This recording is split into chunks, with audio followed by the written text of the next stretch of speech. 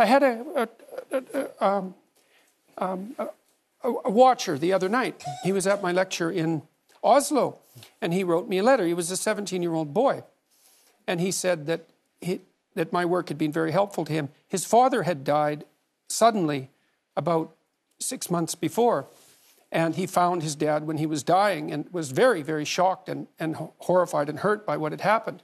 And I had recommended on my YouTube lectures that one thing you could aim for was to be the strongest person at your father's funeral.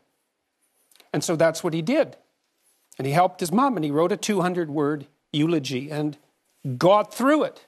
And so, good for him. That's strength and necessary. It's a terrible thing that happened, but he did everything he could not to make it any worse than it had to be.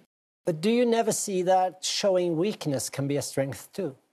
Not weakness, vulnerability.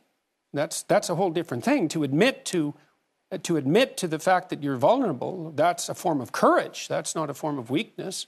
But that leads you to take whatever steps are necessary to deal with that properly. It isn't some facade that you're invulnerable. No one is invulnerable by any stretch of the imagination.